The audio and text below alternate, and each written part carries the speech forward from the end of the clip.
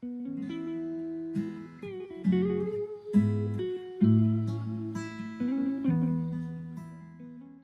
dia, meus irmãos. Graça e paz, amém? O pastor falou brincando, mas não é muito brincando. Esse púlpito tem um peso, amém? Eu estou feliz demais. Eu estou desde a pandemia sem pregar. Desde que a pandemia começou, eu fazia isso ordinariamente. E desde que a pandemia veio, eu não faço mais isso ordinariamente. Eu estou feliz hoje por fazê-lo e feliz por fazer onde eu amo. Contudo, isso não diminui o peso que esse púlpito tem, isso é uma verdade. Não estou dizendo que púlpitos pesam mais do que púlpitos, mas homens fiéis pesam.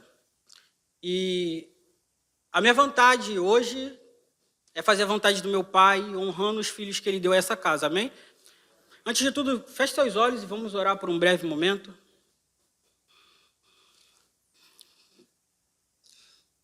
Pai, em Cristo, o teu povo está reunido. E aqui tem um vaso de barro, Senhor.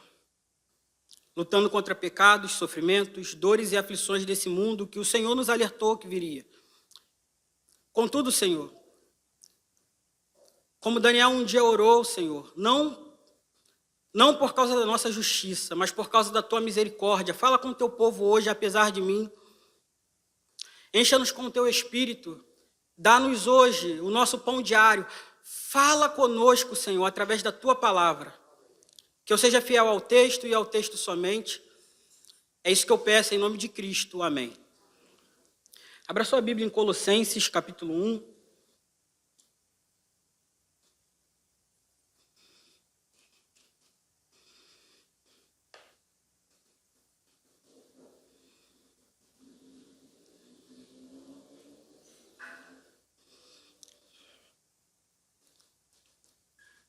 Eu farei algo que não é comum. Normalmente, quando se começa a expor a um livro, você expõe todo o contexto histórico e cultural e, a partir disso, você vai seguindo pelo livro. Normalmente, se faz assim. Contudo, o espaço de um pregador para outro aqui na igreja é um pouco elástico, porque o pastor está pregando novos, está ensinando novos pregadores. E o que eu farei a partir disso? Eu vou expor o contexto histórico-cultural devido à demanda. Surgiu uma demanda que seja necessário a igreja entender algum pano de fundo, algum background, então eu vou até essa evidência e falarei com a igreja, ok? O pastor me deu uma difícil tarefa de expor 14 versos. É um desafio, irmãos. É um desafio. Colossenses 1:1. Diz assim a carta de Paulo. Paulo, apóstolo de Cristo Jesus, pela vontade de Deus, e o irmão Timóteo, aos santos e fiéis irmãos em Cristo, aqueles que estão em Colossos, a vocês graça e paz da parte de nosso Deus e do Senhor Jesus Cristo. Sempre agradecemos a Deus, o Pai de nosso Senhor Jesus Cristo, quando oramos por vocês, pois temos ouvido falar da fé que vocês têm em Cristo Jesus e do amor que vocês têm por todos os santos, por causa da esperança que lhes está reservada nos céus, a respeito da qual, ou seja, a esperança, vocês ouviram por meio da palavra da verdade, o evangelho que chegou até vocês. Por todo mundo, este evangelho vai frutificando e crescendo, como também ocorre entre vocês. Desde o dia em que ouviram e entenderam a graça de Deus em toda a sua verdade. Vocês aprenderam de Epáfras, nosso amado cooperador, fiel ministro de Cristo para conosco, que também nos falou do amor que vocês têm no Espírito. Por essa razão, ou seja, tudo que foi dito até aqui, desde o dia em que o ouvimos, não deixamos de orar por vocês e de pedir que sejam cheios do pleno conhecimento da vontade de Deus, com toda a sabedoria e entendimento espiritual. E isso para que vocês vivam de maneira digna do Senhor e em tudo possam agradá-lo, frutificando em toda boa obra, crescendo no conhecimento de Deus, sendo fortalecidos com todo o poder, de acordo com a força da sua glória, para que tenham toda perseverança e paciência com alegria, dando graças ao Pai, que nos tornou dignos de participar da herança dos santos no reino da luz. Pois ele nos resgatou do domínio das trevas e nos transportou para o reino do seu Filho amado, em quem temos a redenção, a saber, perdão dos pecados.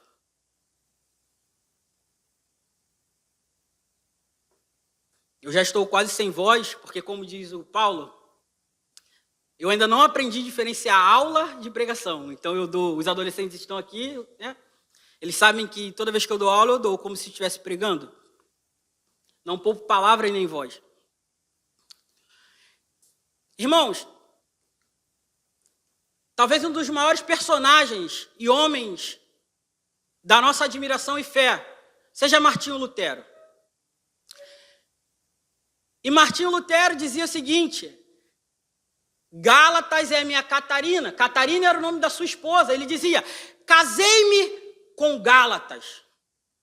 E eu digo para vocês, casei-me com Colossenses. Colossenses é a minha Ana, é a minha Carol.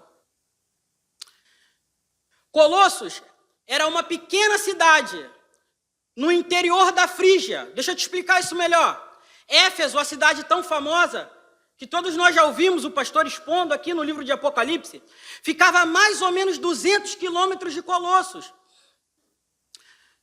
Colossos era uma cidadezinha pacata, tinha uns gregos, uns judeus, uns romanos, todo mundo vivendo junto. De pouca importância na sua época, mas nem sempre foi assim.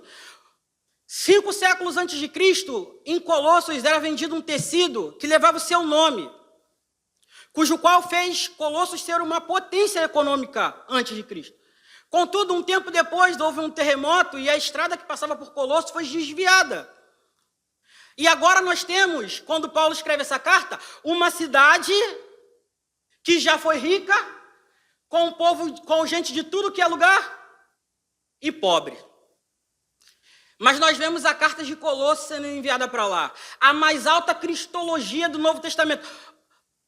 Preste atenção, o maior hino cristológico. Sabemos que Cristo era adorado no primeiro século por causa de algumas evidências. Por exemplo, Filipenses 2, a partir do versículo 5, e mesmo sendo Deus, não usou de usurpação.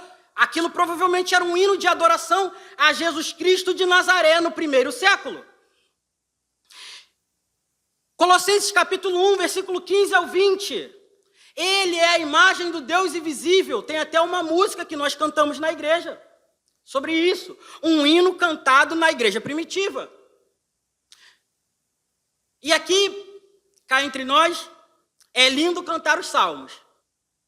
Mas como bem disse alguém, se eu só ficar nos salmos, eu nunca cantarei a beleza de Cristo.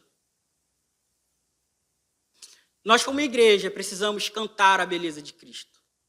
Em Colossos, em Cristo habita corporalmente a plenitude da divindade.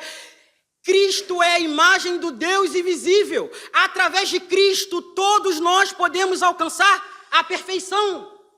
Em Cristo está escondida toda a riqueza da sabedoria e do conhecimento. Ou seja, Cristo basta.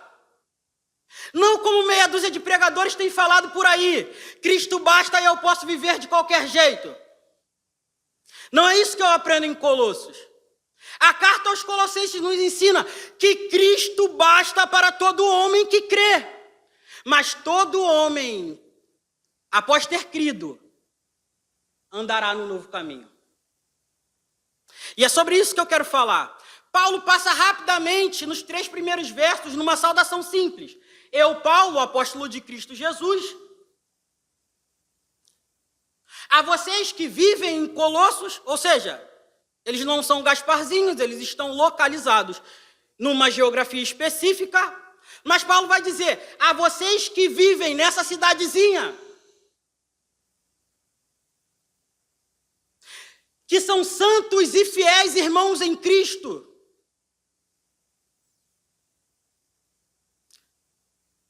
Graça e paz da parte de Deus. Lembre-se, no Novo Testamento, a palavra irmãos poderia ser melhor traduzido com o que parece uma redundância. Irmãos e irmãs. Mas a intenção dos autores é ressaltar essa união familiar do povo de Deus. A intenção de Paulo dizer ao povo fiel e santo é uma maneira de Paulo dizer, olha, aqueles que foram resgatados por Deus, embora estejam vivendo numa cidade que ninguém dá nada, a vocês tem graça e paz da parte de Deus. O evangelho chega em todos os lugares, meus irmãos. Basta a semente ser lançada. No versículo 3, Paulo vai fazer uma coisa que nós não estamos acostumados.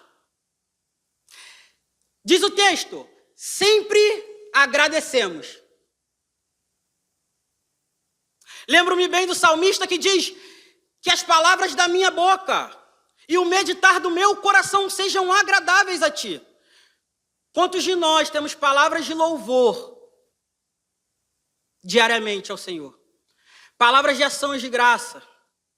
Muitos de nós podemos achar que não temos motivos para ações de graças, para louvarmos a Deus. Boleto, enfermidade, preocupações de todos os tipos. Mas eu queria te dar um motivo que você sempre terá para dar ações de graças. O texto diz, sempre agradecemos a Deus, Pai de nosso Senhor Jesus Cristo, quando oramos por vocês, pois temos ouvido falar da fé que vocês têm em Cristo Jesus. Eu tenho quase certeza que todo mundo aqui conhece um crente fiel. Pronto, está resolvido. Motivo de ação de graça todos os dias. Eu conheço um crente fiel. Eu conheço uma igreja bíblica. Deus está falando com pecadores ainda. Isso leva Paulo à ação de graças não de vez em quando. Mas o texto diz, sempre. Sempre agradecemos. Porque existe fiel na terra. Porque homens estão se convertendo a Cristo. Pecadores estão abandonando a maldade dos seus corações.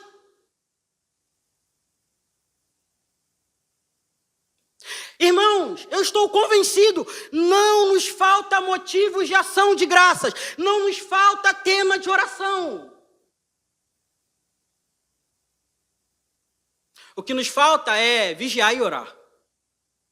Por exemplo, nesse mesmo livro, lá no capítulo 4, Paulo vai dizer, dediquem-se à oração. 1 Tessalonicenses 5,17, Paulo vai dizer, orai sem...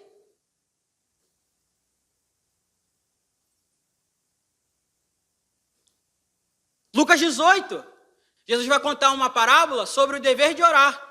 Na verdade, é uma sequência do fariseu e do publicano, logo depois da viúva insistente.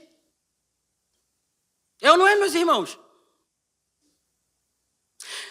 Mas eu pergunto, quantos de nós temos nos dedicado à oração e ação de graças? O que eu percebo, na maioria das vezes, não é que nos falta tempo.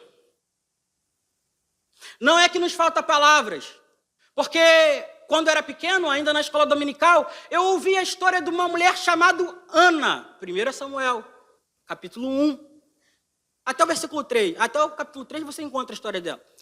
A Bíblia vai dizer que o sumo sacerdote achou que ela estava bêbada, porque não havendo palavras altas, apenas murmurava.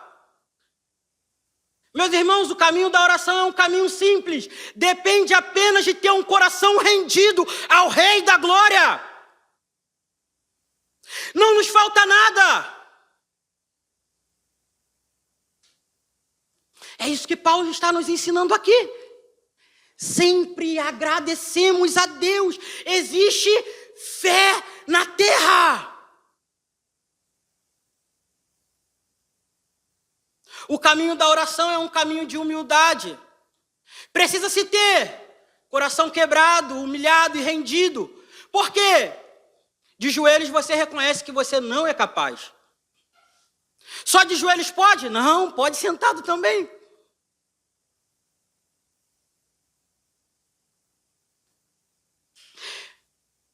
Mas é só pela fé dos cristãos de Colossos que Paulo está agradecendo? Não. Não. O texto vai dizer, temos ouvido, versículo 4, a fé que vocês têm em Cristo e o amor que têm por todos os santos, e eu não posso, de maneira alguma, deixar de falar disso. Existe fé sobre a terra, existe? Só que existe também meia dúzia de engraçadinho falando que é possível ser crente sem o fã-clube de Jesus. Porque o fã-clube de Jesus é muito ruim. Todo mundo na igreja é hipócrita. Paulo está me dizendo, eu dou graças, porque em Colossos a fé e o amor chegaram.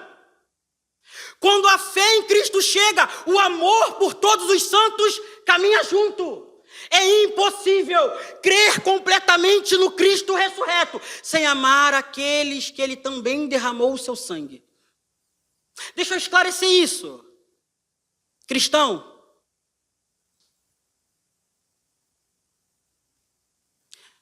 sua fé em Cristo Jesus veio acompanhado de um amor pela pessoa que está ao seu lado?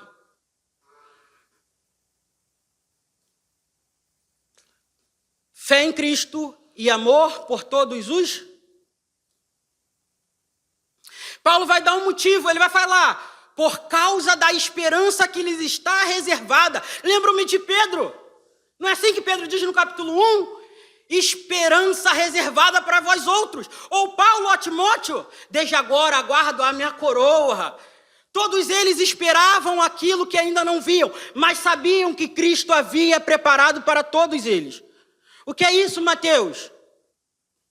A eternidade ao lado de nosso Senhor. Os galardões, a recompensa que com Ele vem.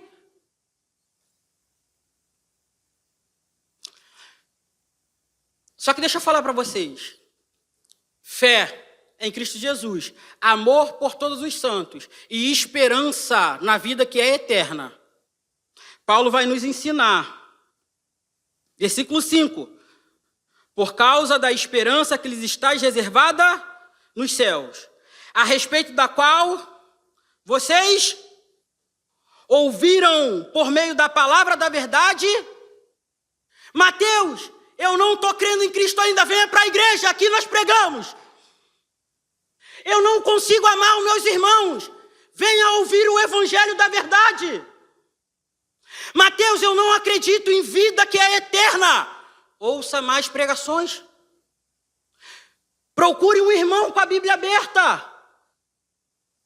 Paulo vai dizer que essas coisas vêm por intermédio de ouvir a pregação do verdadeiro evangelho. Valorize mais as reuniões na sua igreja. O tempo que os pregadores investem para preparar um sermão.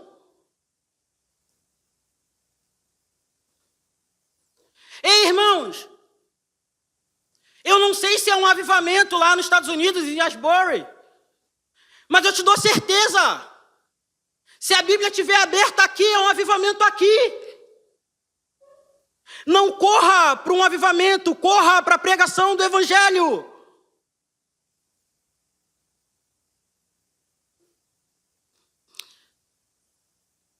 Certa vez eu ouvi alguém dizer, me converti sozinho.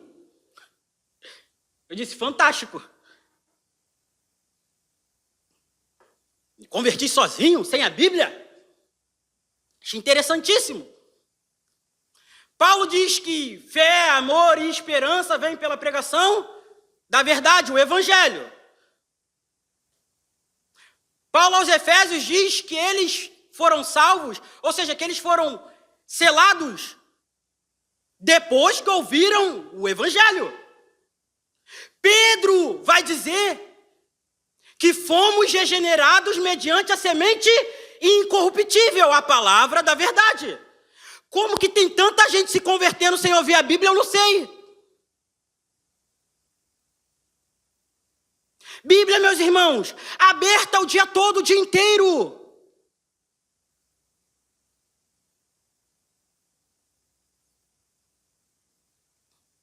Eu dava aula para os adolescentes agora e eu dizia: todos nós temos um defeito, como diz Jeremias, incurável, chamado coração. E este, meus irmãos, só o Evangelho pode resolver. Mais nada, mais ninguém a não ser Cristo.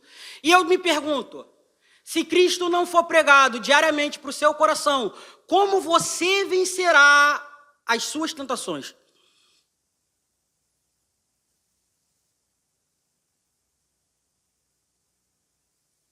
Versículo 6, que chegou até vocês. Chegou o evangelho aqui na igreja, tá?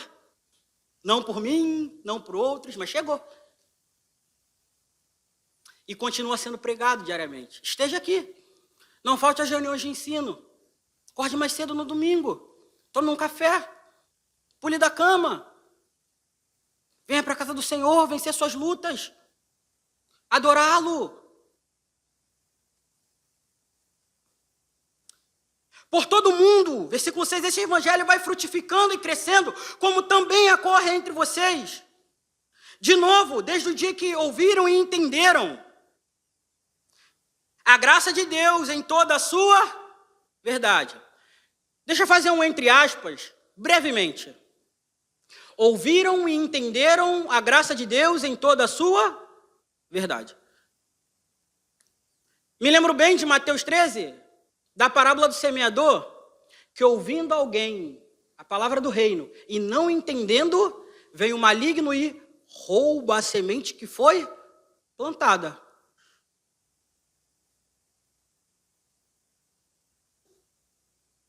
Uma vez um irmão da igreja me disse assim: estou indo para a igreja com vontade de aprender, de ser um bom ouvinte. Aquilo, eu não falei nada para ele, ele nem sabe que aquilo mexeu comigo. Eu falei: será que eu tenho desejo de aprender? Ou eu estou sentando só para julgar o que é dito? O meu coração está aberto para entender a graça de Deus em toda a sua verdade? Por exemplo, no livro de Tito, nós vamos ouvir e aprender, né, que a graça de Deus se manifestou salvadora, mas ela também é uma educadora, porque ela ensina os homens a renunciar às paixões infames. Tito 2, a partir do 13, está lá. 7. Vocês aprenderam de Epáfras, nosso amado cooperador, fiel ministro de Cristo para conosco, que também nos falou do amor que vocês têm no Espírito.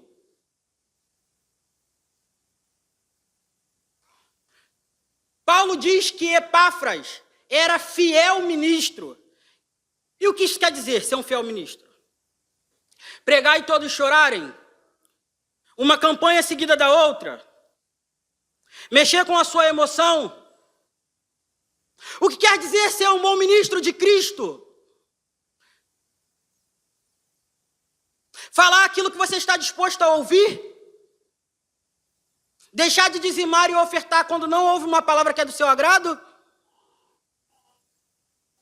Rapidamente, vá para a página do capítulo 1 ainda, mas no versículo 25.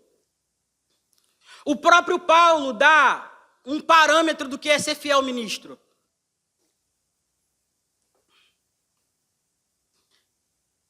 Dela, ou seja, da igreja, me tornei ministro de acordo com a responsabilidade por Deus a mim atribuída, de apresentar-lhes plenamente a...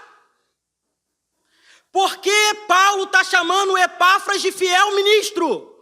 Porque ele não nega ao rebanho a verdade de Deus. Fiel ministro, meus irmãos, é o homem que sobe aqui e te dá todo o desígnio de Deus, como está em Atos 20. Aquele que, lembro-me bem lá de Jeremias, uns contam sonhos, outros visões, mas alguns falam da palavra de Deus, labareda de fogo, unção que esmiuça a penha. Fujam, irmãos. Fujam dos pregadores que não abrem a Bíblia, explicam o texto e aplicam o texto. Nós carecemos de fiéis ministros de Cristo.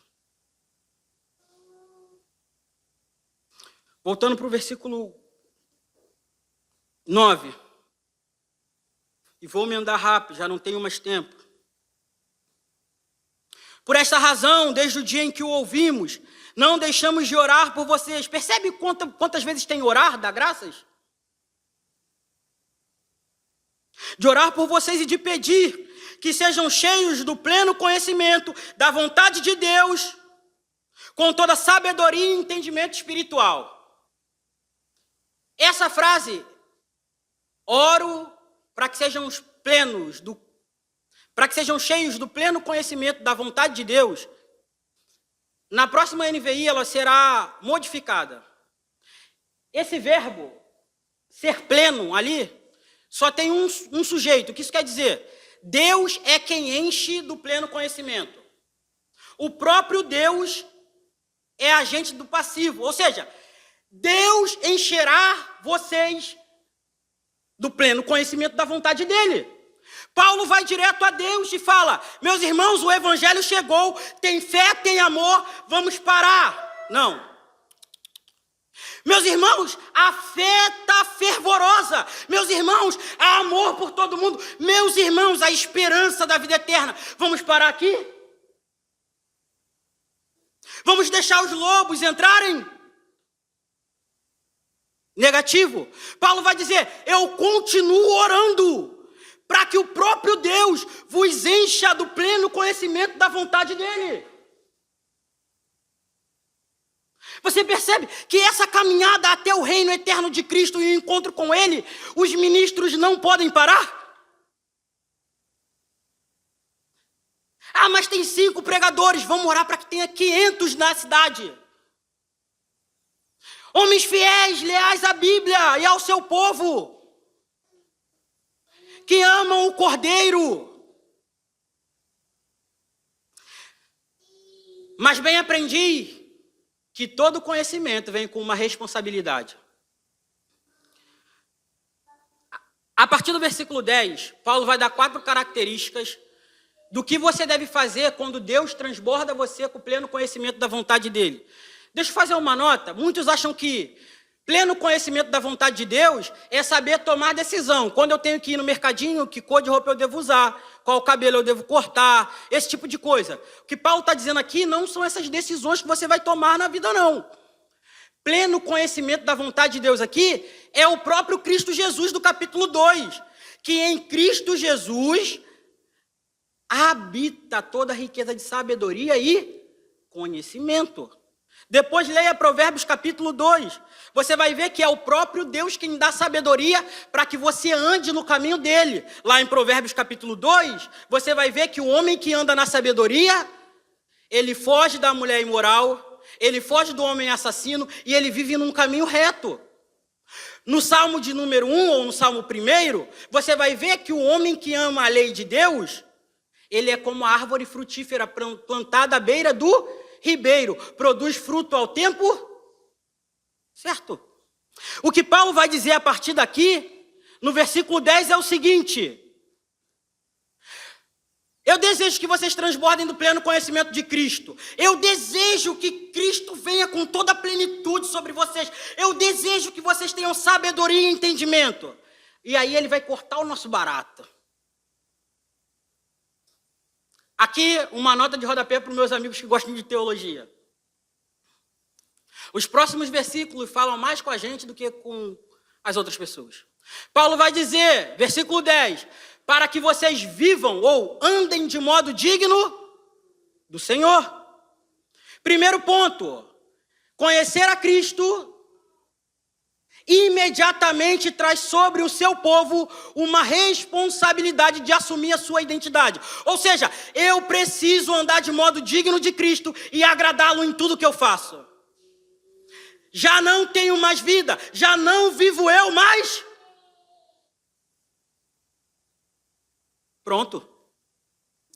Paulo vai dizer, para que vivam de modo digno do Senhor e em tudo possam agradá-lo.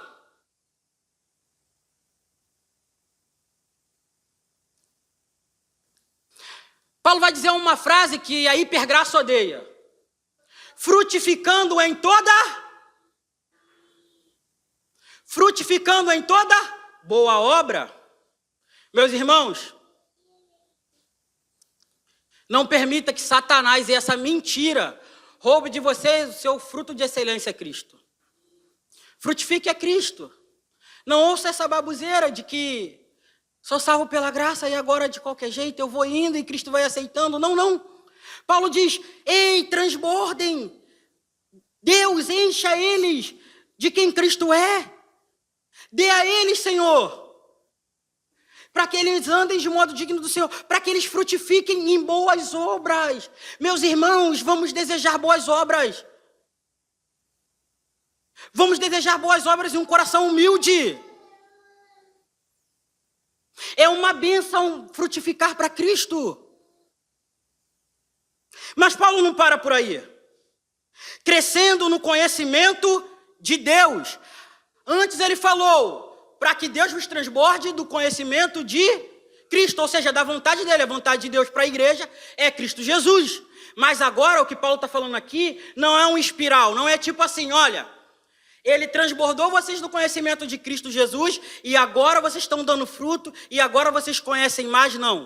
O que Paulo está falando aqui é mais ou menos o seguinte, você conheceu a Cristo, você começou a frutificar, então a espiral vai subindo, vai subindo. E aí você conhece Deus. Cresça no conhecimento de Deus. Ei, meus irmãos, quantos aqui já pediram, pastor, pregue de novo sobre a Trindade? Eu não entendo muito bem. Quantos aqui chegaram para um irmão mais experiente e falaram, eu quero aprender sobre quem Deus é?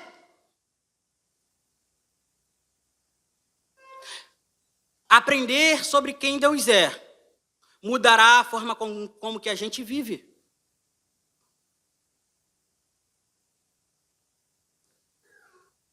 Sendo fortalecidos, versículo 11, com todo o poder de acordo com a força da sua glória, para que tenham toda perseverança e paciência com alegria.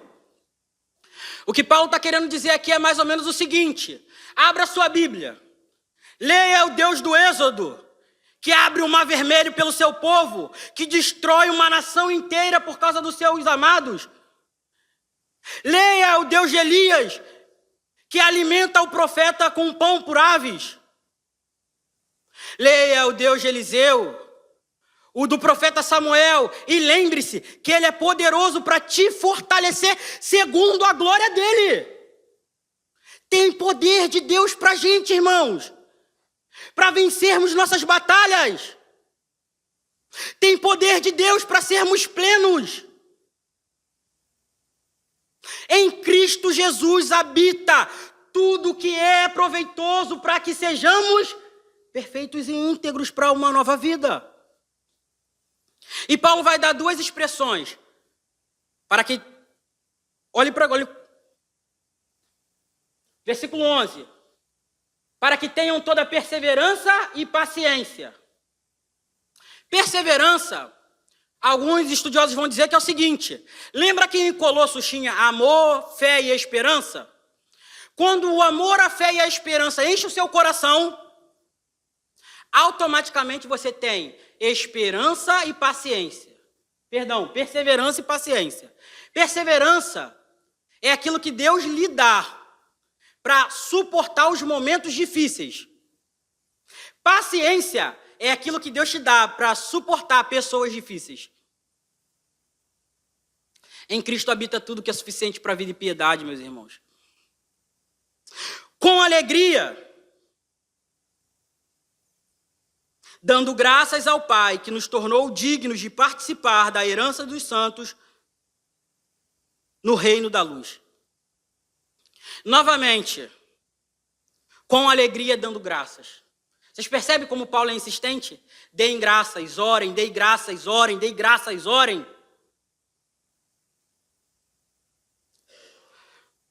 Gosto muito de um autor que ele diz o seguinte: com alegria devemos dar graças a Deus, porque sabemos que o motivo da nossa salvação não é a nossa própria vida. O texto diz assim, dando graças, dando graças ao Pai que nos tornou dignos de participar da herança dos santos no reino da luz. E a pergunta de Paulo é retórica. Se Deus nos tornou dignos de participar, é porque nós não éramos dignos. Existe um reino. Imagine o Sesc como o reino de Deus. É muito melhor. É só efeito ilustrativo. E todos nós queremos entrar lá, mas nenhum de nós podemos. Como que Deus põe a gente para dentro? Se o preço é um sangue justo, limpo e honesto, pronto, ele entrega o seu próprio filho para que a gente entre. Por isso devemos dar graça. Porque Cristo derramou o seu sangue, porque não podíamos derramar o nosso. O nosso não era suficiente para isso. Um reino de luz, irmãos. Lá em Colossos, a cidadezinha pequena. Agora Paulo esbraveja e fala: ei, cidadezinha pequena, vocês são o povo de Deus e vocês foram transportados para o reino de luz. O reino do Filho do seu amor. O reino do Filho do seu amado. Ei, crentes de Parque Alvorada, todos vocês estão aqui só por um pouco de tempo. Perseverem. Em breve, todos nós estaremos juntos naquilo que já estamos. É um mistério, não é? Já estamos no reino, mas ainda não. Já desfrutamos de fé, amor, misericórdia, bondade, justiça. Mas tudo isso, só um pouquinho. Em breve nós entraremos pelas portas da cidade santa, aonde não há dor, não há pecado, não há injustiça. E Paulo vai terminar, 13, 14. Pois ele nos resgatou do domínio das trevas e nos transportou para o reino do seu Filho amado, em quem temos a redenção, a saber, perdão dos pecados.